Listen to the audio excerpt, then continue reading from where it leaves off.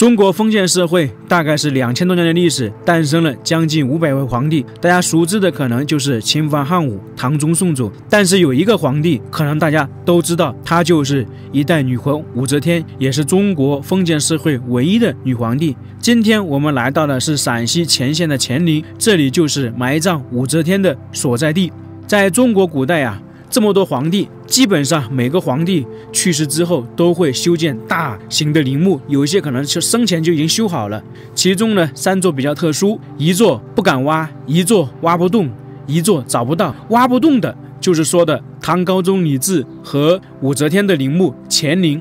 不敢挖的就是秦始皇陵，还有一座找不到的就是成吉思汗陵。所以说乾陵在中国历史上非常特殊，它不光是皇帝陵，而且是2位皇帝同时安葬在一座陵墓里面，并且他们还是夫妻，这个在世界都是唯一的。前方那座山峰就是乾陵的主峰梁山，地宫就在那座山峰里面。在中国封建社会，帝王陵的方式主要有3种。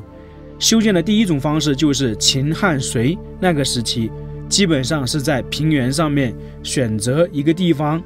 挖出一个洞穴，在里面修建地宫，后面呢覆盖一层封土，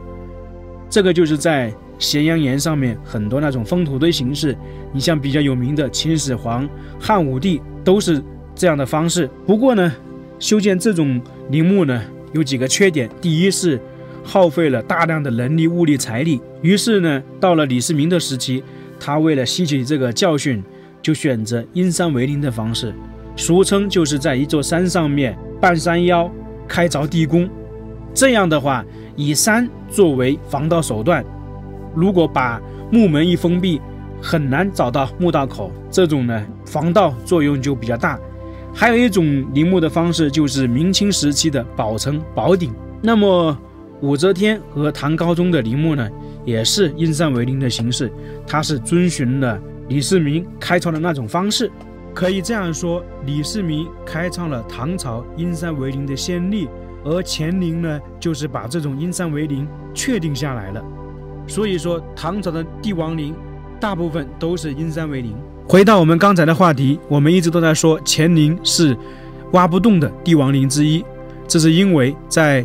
唐朝末年有个黄巢起义，当时他攻占了长安，后面就想来挖掘乾陵，主要是由于乾陵是当时唐朝实力国力比较强盛的时期修建的，那么里面陪葬品一定会非常多，所以说黄巢就把主意打到这个地方来。但是黄巢他组织了40万部队来挖掘乾陵，挖掘了很久很久都没有挖开。在乾陵旁边呢，现在还有一条非常深的壕沟，据称就是当时他们挖掘乾陵而产生的，叫做黄巢沟。你想一想，几十万人挖了非常久，几十天或者几个月都没有挖掘成功，也能够想象的乾陵的坚固，主要是由于他们没有找到墓道口。但是我们就话又说回来，你如果是在明清的帝王陵或者秦汉的帝王陵，就算没有找到墓道口，几十万人挖很快也能找到。但是乾陵呢还保存完好，这个也就证明了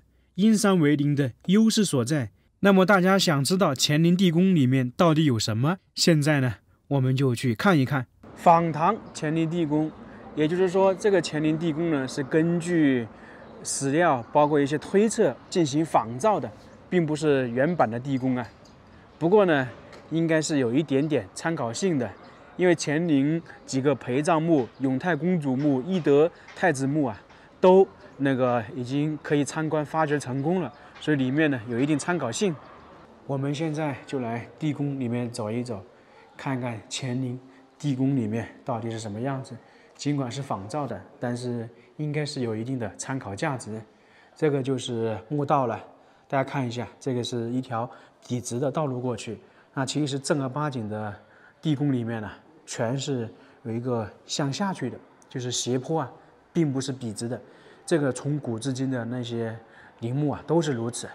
只是说为了大家方便参观，这样才弄的是一个直线的，可能到里面会有所不一样同时大家看一下，这两边呢有很多小房间，这个就相当于是地宫里的耳室，核心的肯定是在最里面嘛。一般我们说有前中后三室，最里面的就是放置棺椁，同时呢可以看到旁边呢有很多壁画，这个在唐王朝的地宫里面一定是会有的。在它旁边出土的永泰公主墓、懿德太子墓上面呢都有精美的壁画，同时呢那些壁画有一些还见证了唐朝的那个宫殿建筑布局图，以及呢他们皇室生活的一个状态。就像这里，这是当时的那些贵妇们在这里下棋。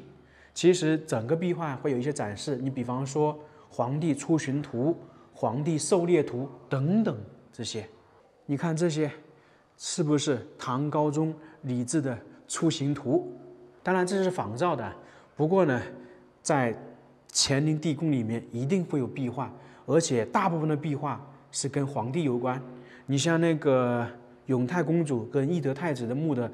地宫里面，它那个壁画呢是展示的那个狩猎图，还有公主的那个娱乐图，就是什么身份它对应的就是什么壁画。在这个墓道旁边还有很多小房间，我们称之为耳室。这里展示的是武则天运错帷幄的场景，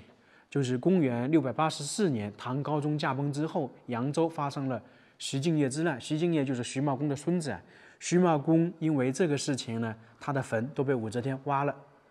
武则天呢沉着冷静，调兵遣将，短时间呢就平息了叛乱。这个场景呢，就是展现武则天在平乱时期运错帷幄、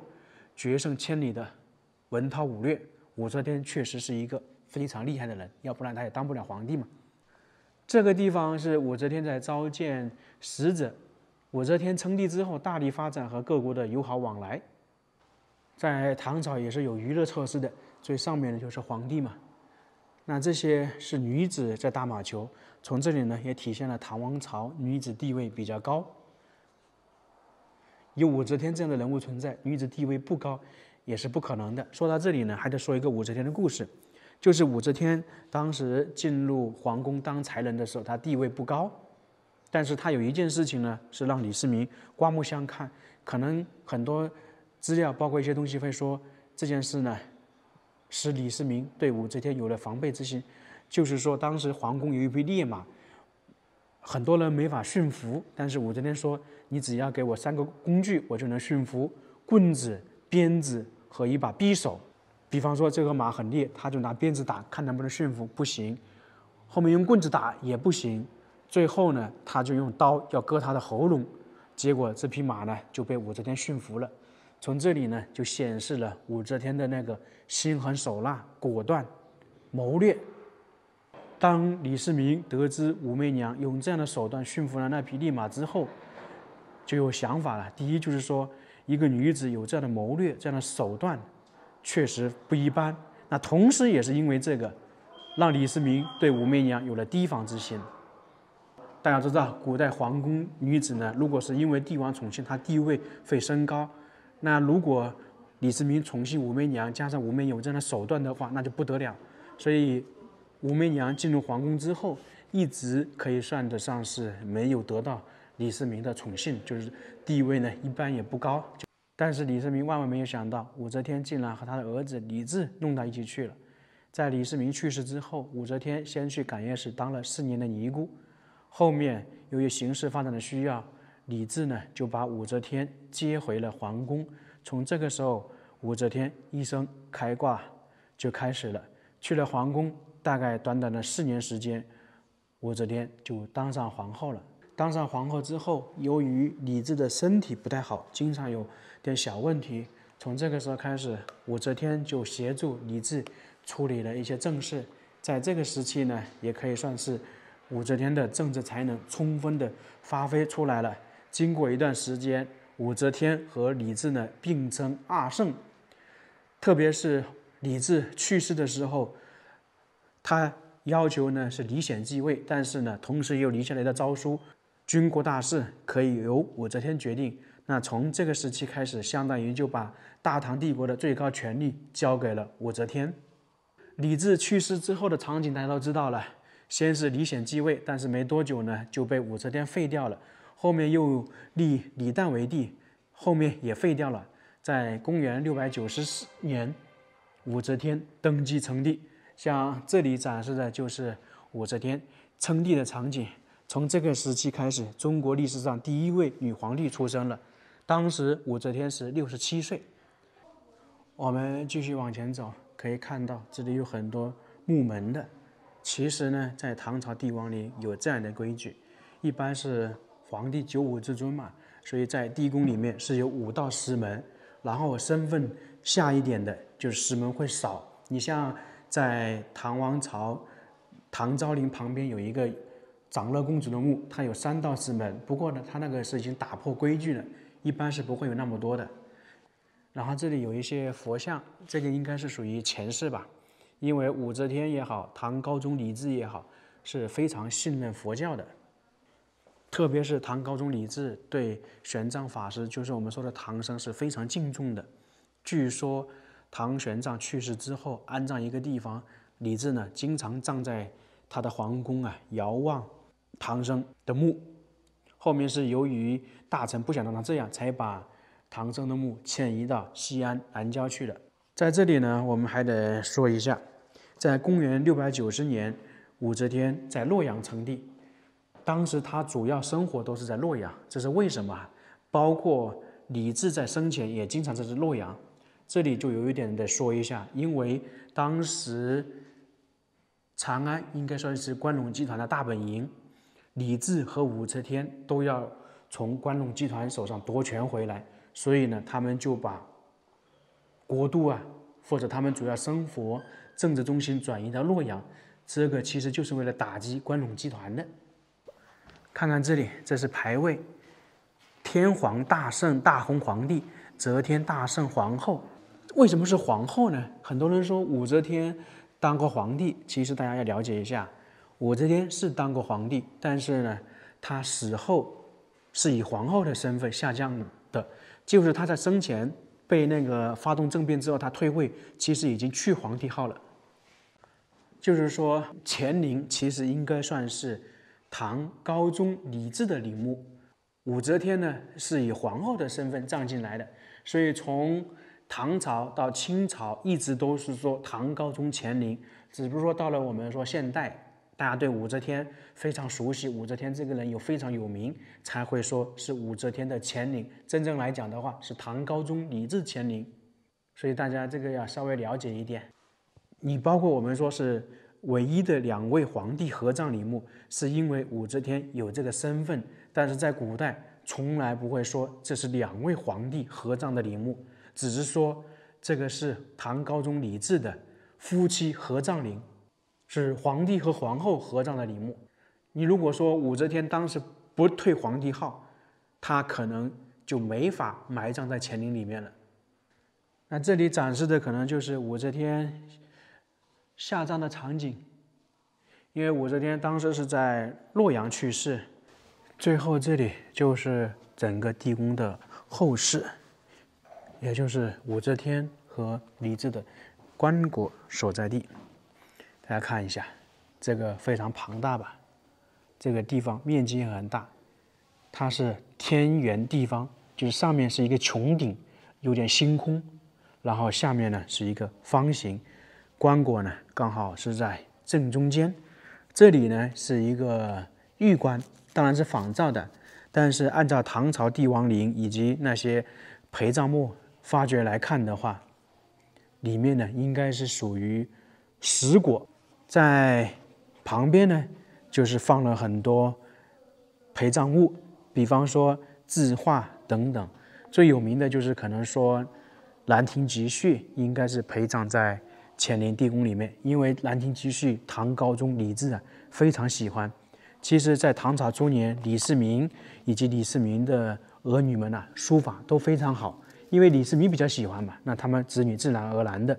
那当时李治在去世的时候，他呢要求呢将他《兰亭集序》陪葬进去，所以很多人都在说《兰亭集序》很有可能就是在乾陵地宫里面。有一种说法是在唐昭陵里面，但是唐昭陵被盗，很多东西没有记载。也没有出现这个兰亭集序，所以说就在这个地方。然后我们在这个旁边可以看到有一艘小船一样，然后有一个河流，这上面装了很多东西。那大概寓意就是说，这条小船沿着这个河流一直绕着它的棺椁流淌行驶，就是说让唐高宗李治和武则天一直都能看到这些他们生前喜欢的东西。还有一种说法呢，就是为了使这个地宫防盗，就是说这里全部是水泥弄成江河，日月江河嘛，跟那个秦始皇陵一样。当然这都是推测。我们根据一些史实资料和看了一下这个仿唐地宫，就能够让人大开眼界。那么真实的乾陵地宫应该是比这个更豪华、更奢华，里面的布局以及建造应该是更精美，可以说豪华程度一定会超出你的想象的。你包括我们现在看到的这个石狮子是乾陵未开放的区域，从这些石狮子也能看得出来乾陵的豪华，因为在其他帝王陵很少能够看到这么雄伟、这么高大的石狮。所以说乾陵地宫不光是豪华，可能会豪华到让人瞠目结舌。